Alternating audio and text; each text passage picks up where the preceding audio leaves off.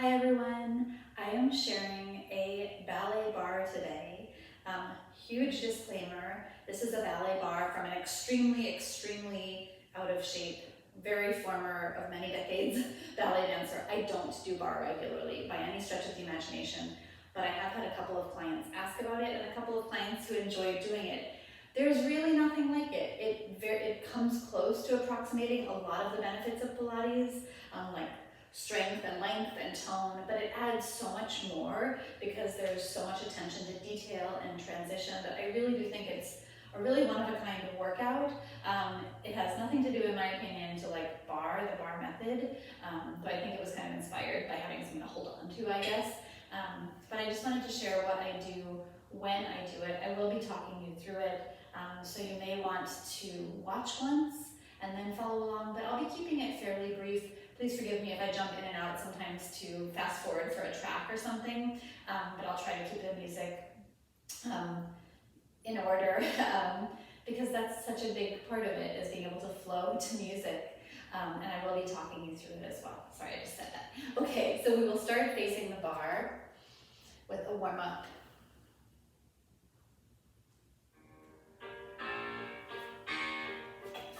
We're just going to bend at the knees in parallel. So I'm not turned out yet, I just have my legs all the way together. And I'm just bending at the knees. I have problematic knees, so this is a lot for me. We're just doing that 4 times. And then we're going to come up onto your tiptoes. So just feeling the body long and tall.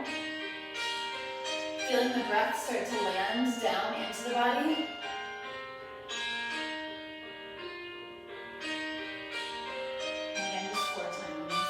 Now I'm going to play with turnout. So I'm going to turn out my right leg. So when we turn out from the hip and turning it back in. From the top of the leg, turning out the left leg and turning it back in. And right leg, turning it out and turning it in. And left. Now we're going to try 2 legs at the same time. In ballet, the ideal turnout is 180 degrees, but very few people have that. And in fact, it can be really tough on the hips to do that. And the next time I come into my turnout, I'm going to stay there. Really holding that wrapping feeling from the top of my legs. I'm going to do a 1 demi-plie. And demi just means half, so I'm only going halfway down.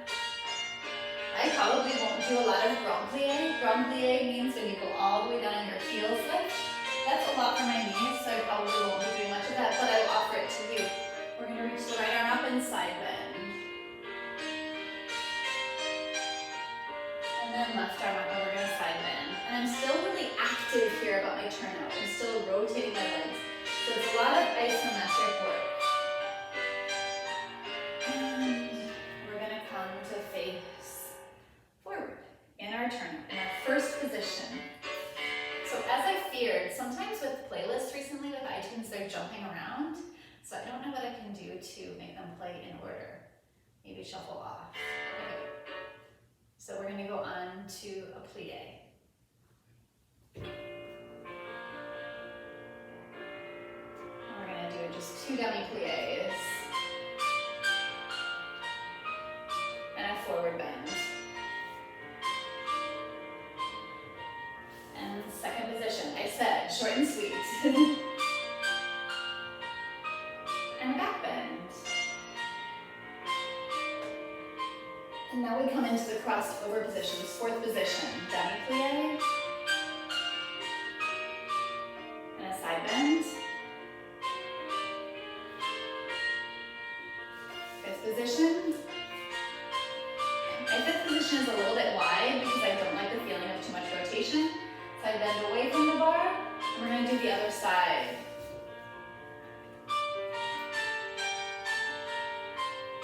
And forward fold.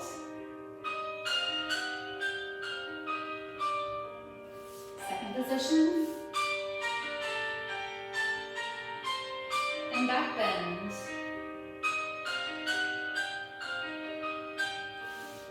4th position. And side bend.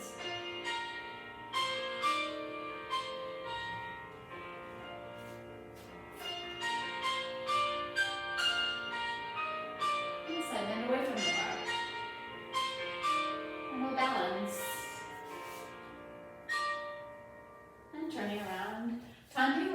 2 slow tendus in every direction.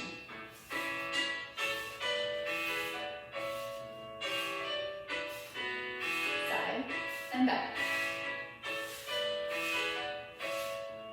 And now we're going to do double time, 2 fast.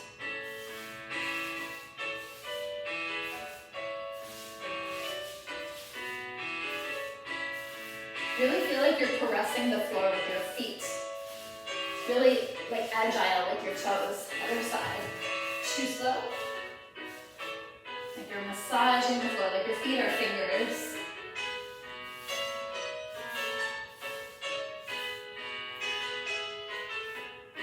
And double time.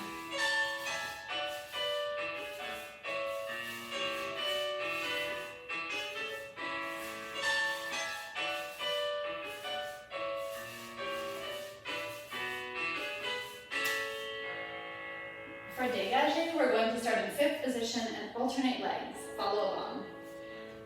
Sorry about that. Jumping around a little. Front first. Front and then back.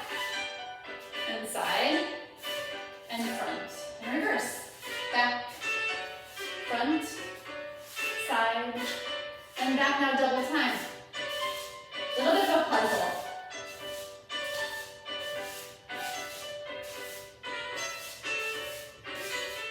And we're going to go right into the other side.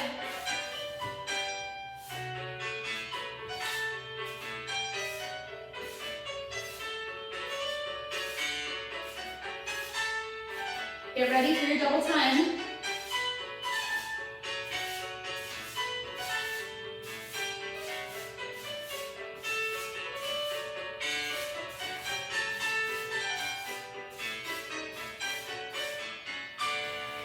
Okay, we've moved on to run de jambe, slowing things down a little bit. If anyone knows what happened to iTunes, why they didn't mix up playlists anymore, I've probably pressed something that's made it go that way. But we've moved on to run de jambe, so which the tempo slows down a little bit for run de jambe. It kind of picks up from pliés and accelerates into dégagé, and then we're slowing it down again, kind of getting to something a little bit more adagio. I'm starting in first position because it's easier for me than those crossed over positions, and we're going to do 4 times. 1, drawing circles on the ground. 3, 4, reverse.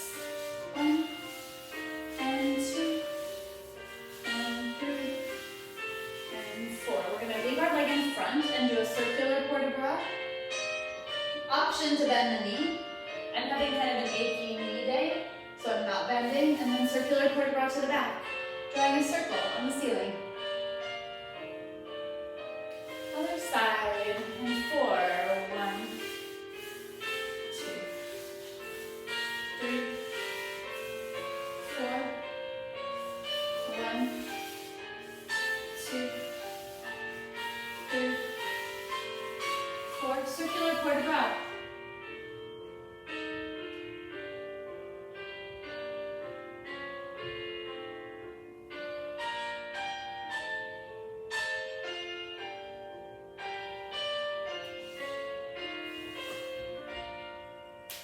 So next I'm doing a frappe, which once again the tempo is picking up a little bit. Frappe means strike. I guess like from Frappuccino, the blender is striking. So with a flexed foot, you're going to strike the floor with your toes. So we're going to, again, starting with half time and picking up to double time.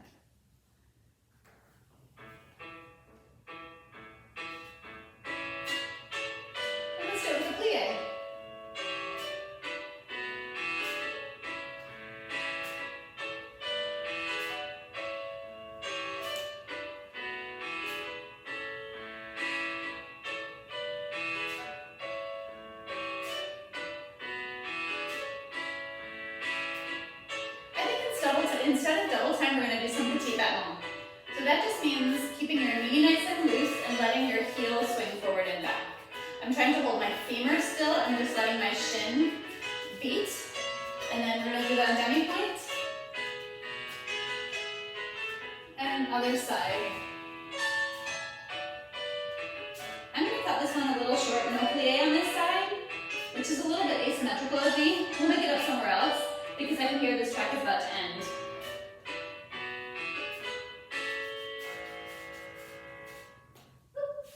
We'll make it up somewhere else. So this is adagio. In adagio, my legs don't go up anymore, so it's really just all about trying to lift the femur. And I'm gonna help with my hands. So just trying to extend my leg to 90 degrees. If I need a little bit of help, that is just fine, because it doesn't go up anymore. Many decades ago, it used to go all the way up, and you know, just not 8 hours a day of stretching is not happening anymore. Just trying to hit 90 degrees. A lot of dancers who dance for many decades and maintain that kind of flexibility end up wearing away at the hip joint, so it is a mixed blessing to stay that flexible. Doesn't have to happen, but like I said, it's one of those things I'm not devastated about. It's 90 degrees and the other side. This nice high passe. This is called a passe or a retiré. Just trying to get your femur bone as high as you can. And wherever your leg goes is fine. And if you can be graceful with the arms, great. And if you prefer just to use your arms for the stretch, that is great too.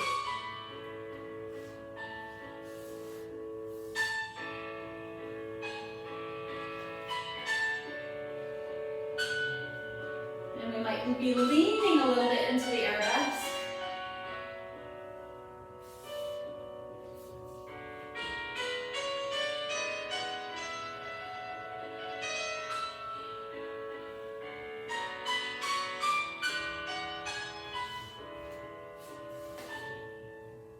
So for our last exercise, which is grand battement, large feet, kind of in preparation for jumping, I just want you to be really careful in terms of like what you have around you furniture-wise, because we're going to be swinging the leg as high as it will go. So facing forward for me is fairly easy. When I face sideways, I'm going to come to an angle here so I don't kick the Cadillac.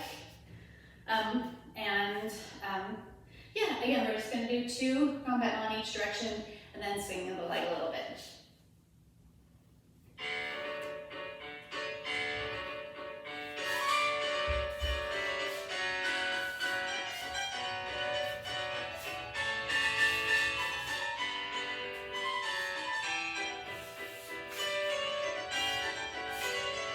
And then swinging. And I'm letting my back kind of hinge along with this because again, I'm trying to be really kind to my back and my hips.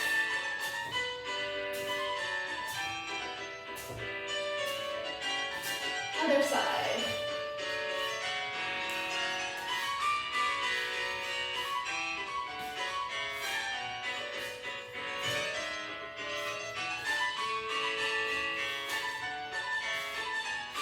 And swinging.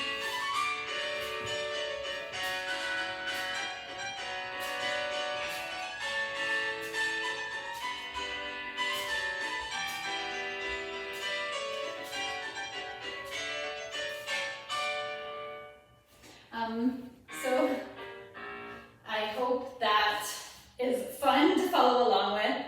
Like I said, very, very rough and basic, but it kind of gives you the bare bones. That's the bare bones of my ballet barre. That's what I do when I do it. You'll notice again that I'm taking away grand pliés because those don't feel good for my knees. If it feels good for you to do that, do whatever feels good for your body. I think the gist of the ballet barre is kind of that wave, going from slow to fast. And by now, after doing that, 15-minute ballet barre, you should feel pretty warm. So it's a great time to stretch, to pop your leg up on something and to kind of gently drop in towards it. Or take whatever stretch feels good for you. I'm really careful when I'm not doing ballet, not to overuse rotation. Rotation pulls the femur bones forward away from the actual hip socket. So it's really not great for the hips and lower back, which is why dancers have so many hip and lower back issues. So I'm really, really careful not to do that duck walk thing. I see I've been doing it a little bit during this video, so I'm gonna maybe my ballet headset. So something to be careful about. Again, I'm many decades out of the profession, so please don't take me as any kind of ballet authority here. But it is something that I grew up with, and I had a very serious professional training for. So I do know a little bit of something. I hope you enjoy it though. Have fun.